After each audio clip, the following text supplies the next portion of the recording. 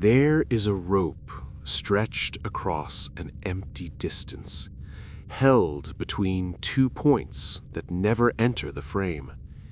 It does not announce itself as fragile. It does not tremble in warning. It exists in a state of permanent tension, precise and functional, sustaining its position without resistance. The air around it is still, almost respectful, as if movement itself might be unnecessary here. Light rests on its surface evenly, revealing texture without drama. Nothing appears urgent. Nothing asks to be fixed. Yet the longer the eye remains, the more the silence thickens, and the more this tension stops feeling neutral. The rope preserves distance, but it also preserves something else, an unspoken demand to remain exactly as it is. The rope does not ask how long it has been stretched. Time does not seem to apply here in measurable units. There are no clocks, no sounds that mark progression. The room feels paused, but not frozen, more like something that has learned to remain exactly as it is. The tension is functional, justified by its usefulness. As long as the rope holds, the space remains ordered, distances preserved, structures intact. There is comfort in this logic. It suggests that nothing is wrong because nothing is failing. Yet this comfort is thin, dependent on the absence of visible damage. The longer the rope remains unchanged, the more its condition becomes invisible, normalized, absorbed into the background as something expected rather than questioned. At first, the rope feels neutral. It does not provoke concern or alarm. It simply occupies its role, efficient and quiet. The eye moves across it without resistance, registering its presence the way one registers a wall or a ceiling. Necessary, but unremarkable. This is how tension survives, by becoming ordinary.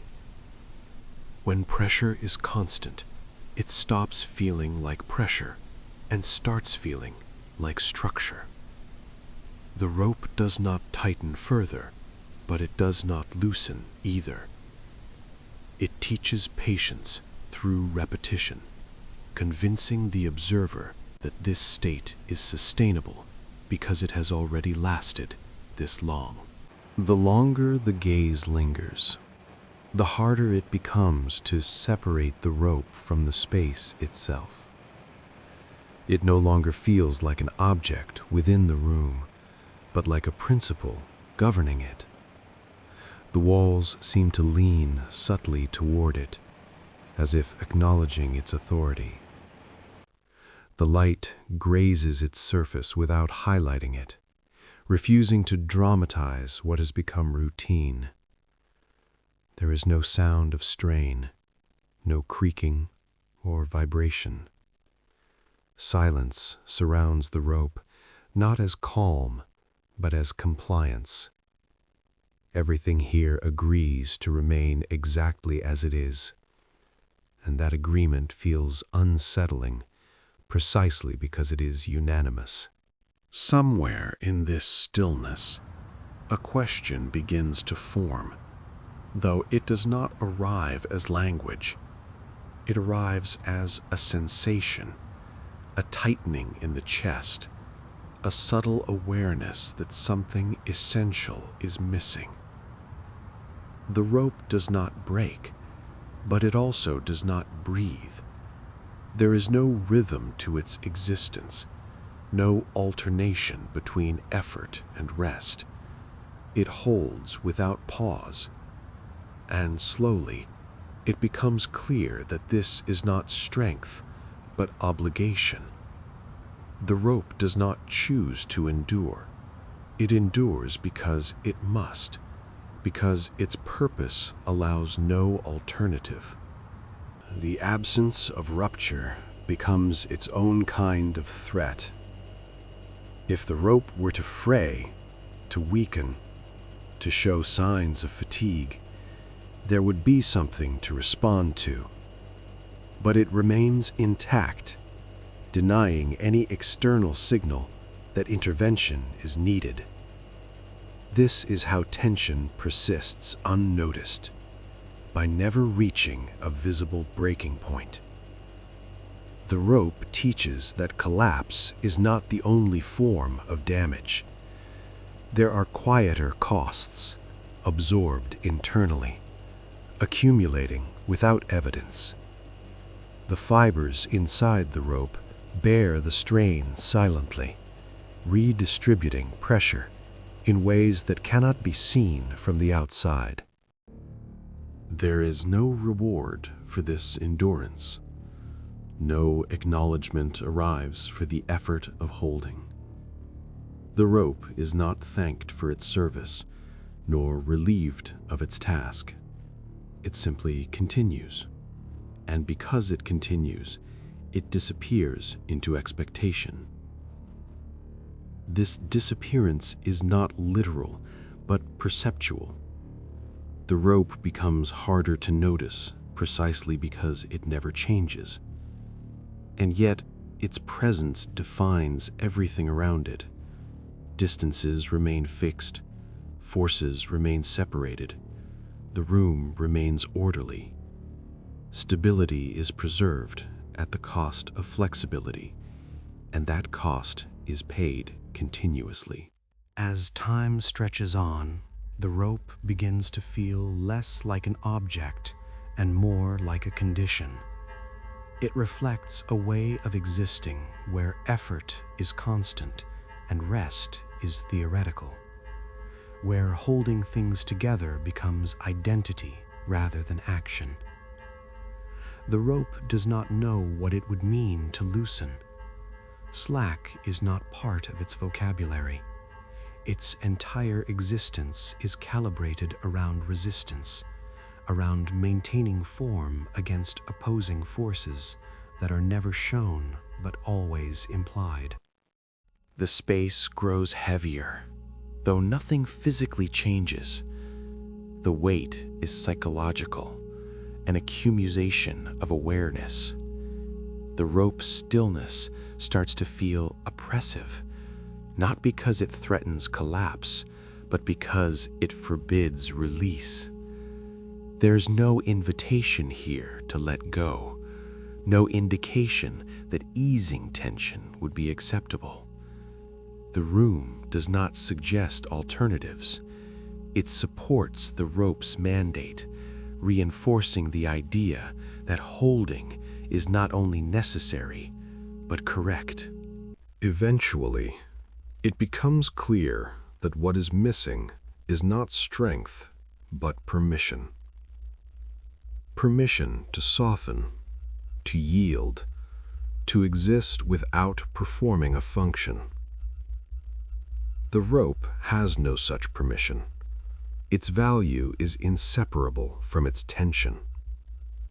Without it, the rope would be purposeless. This realization lands quietly, without drama. It does not provoke panic or urgency. It simply settles, like a truth that has been waiting to be noticed. The rope remains unchanged, but the way it is perceived shifts irreversibly. What once felt reassuring now feels unforgiving. What once signaled reliability now suggests entrapment. The tension has not increased, but awareness of it has, and that awareness cannot be undone. The rope does not respond to being seen. It does not adjust, does not react. It continues to hold, indifferent to interpretation, as if perception itself were irrelevant to its function. There is no climax here, no decisive instant where something finally gives.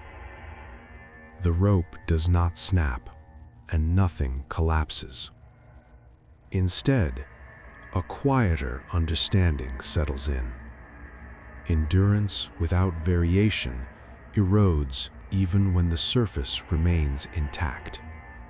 The fibers may never break, but they are shaped by the strain they carry, defined by forces they resist every moment. This shaping is subtle, almost invisible, yet irreversible. Silence deepens, not as comfort, but as confirmation. The absence of sound becomes an extension of the tension itself, reinforcing the sense that this state is meant to persist. The room offers no resolution, no promise of relief. It accommodates the rope's demand without question, as if this arrangement were not temporary, but correct. The longer it continues, the harder it becomes to imagine another way of existing. At some point, the idea of breaking begins to feel distant, almost irrelevant. Breaking would be an event, a disruption, something that would introduce change. But here, change is no longer anticipated. The rope's quiet danger is not that it will fail, but that it will never be allowed to stop. Tension becomes self-sustaining, requiring no external force to justify its presence. The rope does not symbolize crisis. It symbolizes continuity under pressure. A condition where nothing goes wrong enough to demand attention, yet nothing feels right enough to rest. This is the hidden cost of not breaking. The slow disappearance of relief as a possibility. The rope holds everything together, but in doing so, it narrows what can exist within the space it governs. As the room remains unchanged, something internal begins to withdraw. There is nothing left to anticipate, no revelation waiting ahead. The rope has already said everything it will say, not through action, but through persistence. Its message is exhaustive rather than dramatic. It does not shock, it wears down. Expectation gives way to acceptance, and acceptance quietly replaces hope. What remains is not tension alone, but habit. The eye no longer searches for change.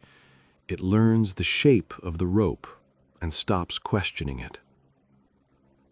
This is how endurance completes its work, by becoming familiar, by training attention to ignore what is costly because it is constant.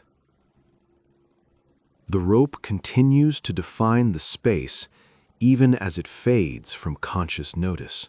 The final silence is not an ending, but a continuation. The rope stays stretched. The room stays intact. Nothing resolves, and nothing announces itself as unfinished.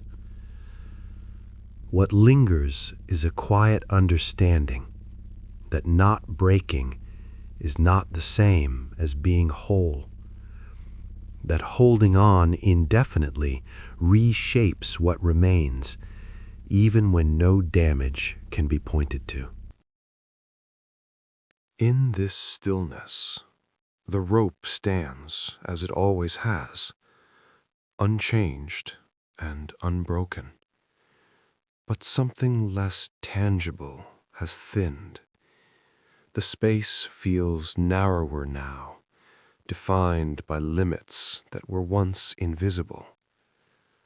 The rope does not need to snap to alter the room.